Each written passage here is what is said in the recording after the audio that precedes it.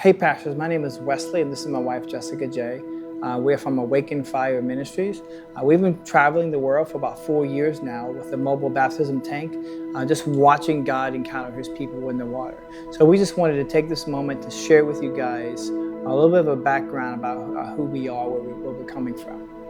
So we have had the great privilege of being covenant partners with Christ Fellowship Church for 5 years now. Christ Fellowship Church is the home of the North Georgia Revival, where we've been in revival for 6 years under the great leadership of Pastor Todd Smith.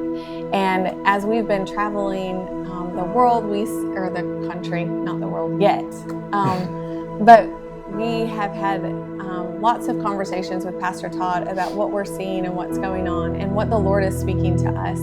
And he is our covering. He's in full support of what it is that we feel like the Lord is calling us to do in this next season. So this next season really involves you. And so we're so excited to come to you today to share with you what it is that we feel like the Lord has called us to do and wanting to do and how he's wanting to use you to do it. So about a year in this journey as the Lord's been sending us out, we just were really feeling like the Lord was telling us that I've called you to go places, not just when you're being invited, but to actually go there and you're going to set up camp, you're going to set up tents, whatever it looks like, but putting on your own events as the Lord is going to send us out and highlight cities. So he started taking me through David, how David would carry the Ark of the Covenant. The guy touched it, he died, he drops the ark, or he brings it to Obadiah's house, and he goes back. And the Lord was showing me the importance of learning to carry his presence, and that this guy's blood was on David's hand, and his role was to teach his people how to carry his glory. And he could have just dropped and laid the ark right there, but he had honor and he knew the importance of carrying his presence. So he had to find somebody who knew how to carry his glory. So that kind of would weigh on us. We just realized that the Lord was telling us, I'm calling you to go places and teach people how to carry my glory, because I want to establish my glory, because where the presence rests, the land will be blessed. And that's kind of where we're at now. Jess, I remember going, we were in Martinsville, Indiana during a corporate time of prayer, as I was asking God during that time, well, what is the strategy? What are you calling us to do? Because we knew that you're going to go to different cities at some point, teach people how to establish my glory, or just establish my glory. I don't even know. What does it look like? And then he kind of started to download this strategy to me. And he was just showing me, I'm calling you to bring my shepherds together, because the church is out of unity.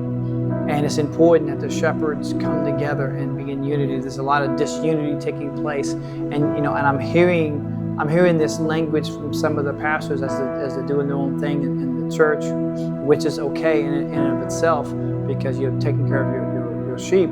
But at the same time, there's this disunity between that church versus another church versus another church. And it's important to learn to carry the glory of God in your building, but the Lord's saying, I want to expand that. I want to go past just the walls there, because I want the city.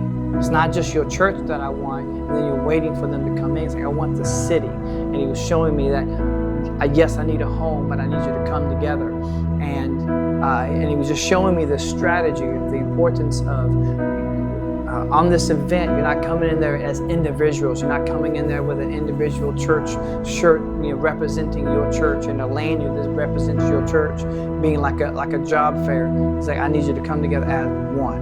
And that's where this comes into play. And that night, I was asking God what that looked like, and I was looking up on Google different churches in a certain area, and it was like 80 churches. And it just kind of overwhelmed me a little bit to see 80 churches. How do I do that? Am I supposed to send an email out to 80 churches? How do I get 80 churches involved?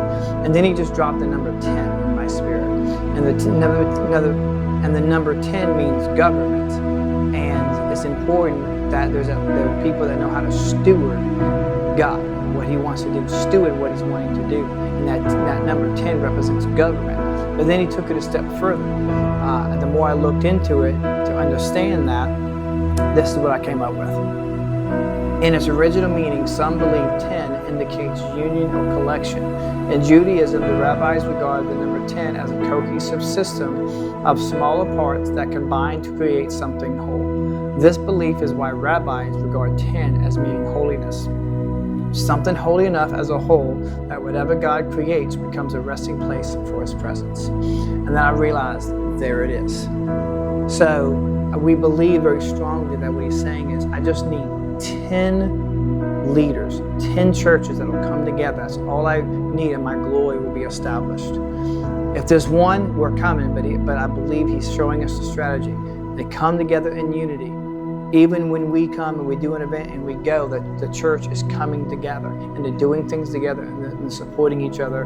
And that 10, I believe something in the supernatural will take place. You come together in the natural with 10 churches or more, but something supernatural is going to take place because He wants the city. Yeah. So this is where you come in, is we're asking you, will you be one of the 10? Will you be a pastor that says, I'm in, I want to see the presence of God established. I want to see the glory. I want to host the glory of God in my church and in my city. So I'm in. And so we're asking you, are you one of the 10?